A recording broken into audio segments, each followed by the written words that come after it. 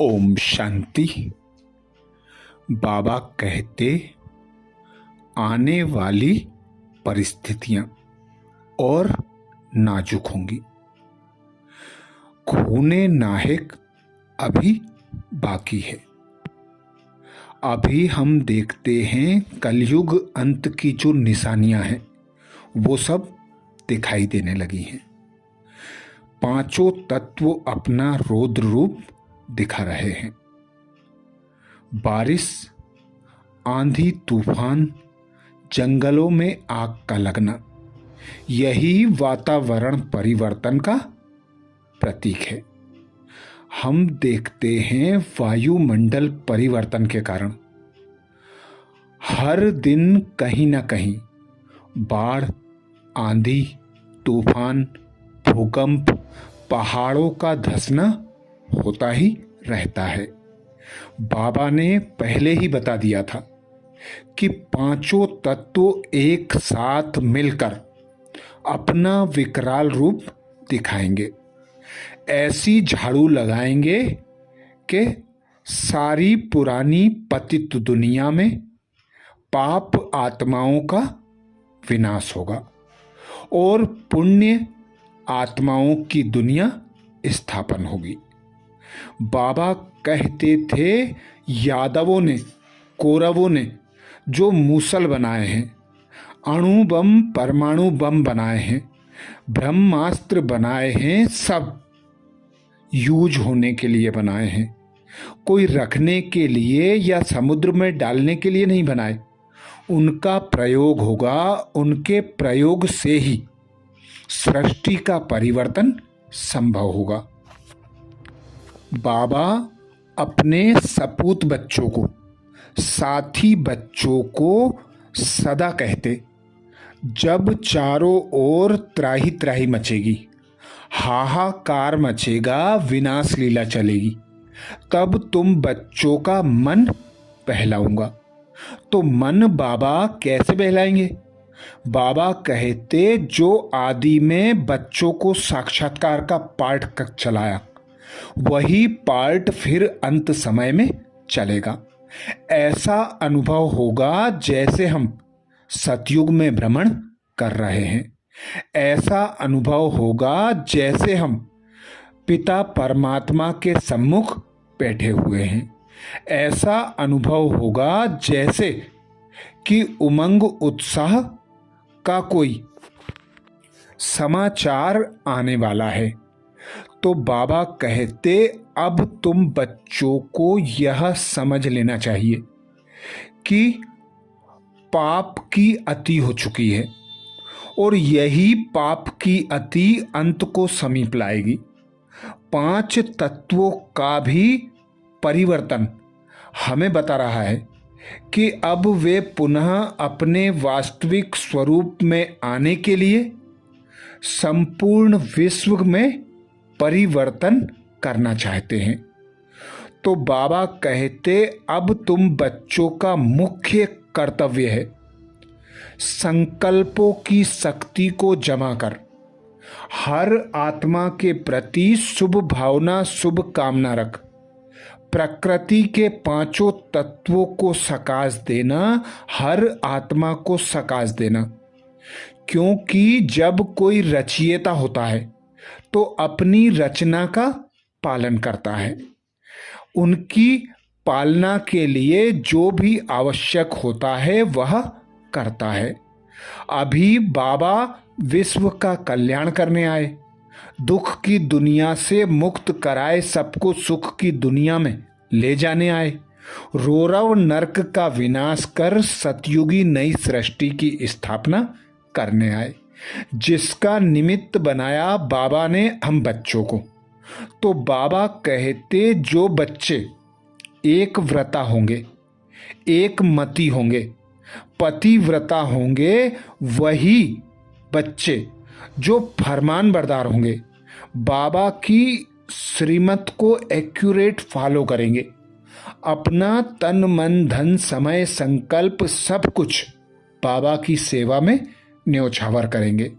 ऐसे बच्चों की बाबा अंत समय में मदद करेगा। बाबा ने कहा है कि जो बच्चे इस 5 तत्वों से उपराम होंगे वे बच्चे हर इशारे को, हर टचिंग को स्वतः और सहज कैच कर सकेंगे, जिसके लिए बाबा कहते यह स्थिति अभी बना लो। इस स्थिति को बनाने के लिए बाबा कहते एकाग्रता, एक व्रता, एक बल, एक भरोसा, एक मति बन जाओ। बाबा कहते एक शब्द में टिक जाओ। वर्तमान समय के अनुसार विश्व की आत्माएं आप आत्माओं को रूहानियत का सैंपल देखना चाहती हैं। रूहानियत में रहने का सहज साधन सिर्फ एक शब्द को अपने आप में अंडरलाइन कर लो। वह शब्द है एक व्रता भाव। जहां एक है वहां एकाग्रता स्वतः आ जाती है, अचल अडोल स्वतः बन जाते हैं। एक व्रता बनने से एक मत पर चलना सहज हो जाता है। जब है ही एक व्रता तो एक की मत से एक मति सदगति सहज हो जाती है। एक रस स्थिति स्वतः बन जाती है। वरदाता बाप को भी राजी करने की बहुत सहज विधि है। उसको एक शब्द ही सबसे प्रिय है। जो बच्चे आदि से अब तक एक व्रता है वही वरदाता को प्रिय है। एक व्रता अर्थात सिर्फ पतिव्रता नहीं, सर्व संबंधों से एक व्रता। संकल्प में भी स्वप्न में भी दूजा व्रता ना हो। एक व्रता अर्थात सदा वृत्ति में एक हो। सदा मेरा तो एक, दूसरा ना कोई, यह पक्का व्रत लिया हुआ हो। एक व्रता आत्मा के पास कोई भी बोझ की बातें इकट्ठी नहीं होती जो किसी दूसरे को सुनानी पड़े। वह दिल की बातें एक दिलवाला बाप को सुनाकर सदा हल्के रहते हैं। वे साकार रूप में किसी को विशेष साथी नहीं बनाते। साथी है तो सब है, कोई विशेष नहीं। इसको कहते हैं एक व्रता। ऐसे एक व्रता बच्चों की हर समय की सर्व जिम्मेवारियां वरदाता बाप स्वयं अपने ऊपर उठाते हैं।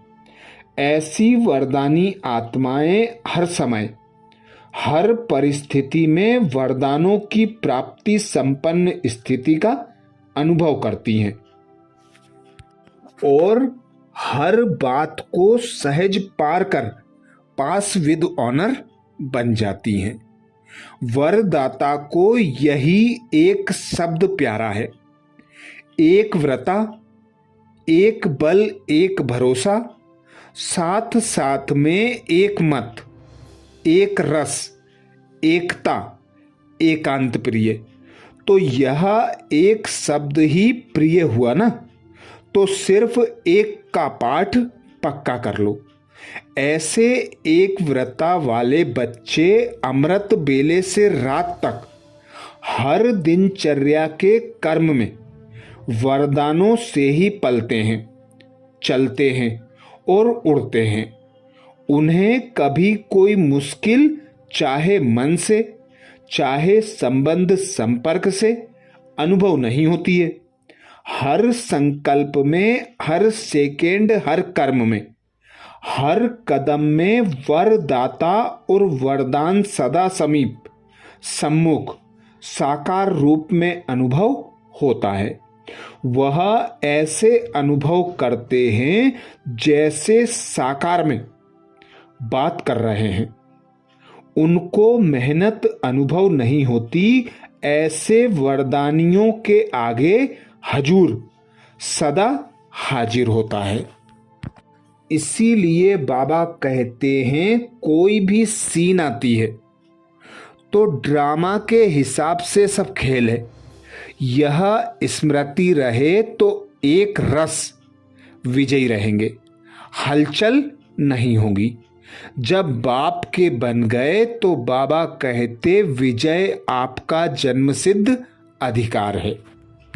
इसीलिए बाबा कहते हैं अभी प्रकृति की हलचल बहुत होनी है। कहीं समुद्र का जल अपना प्रभाव दिखाएगा तो कहीं धरनी अपना प्रभाव दिखाएगी। अगर हम बच्चे एक बाप की याद में रहेंगे, प्रकृति जीत होकर रहेंगे, तो बाबा कहते आपको कोई भी परिस्थिति हिला नहीं सकती। सदा साक्षी होकर खेल समझकर देखते रहेंगे, फरिश्ते बनकर उड़ते रहेंगे, हलचल में भी अचल अडोल रह सकेंगे।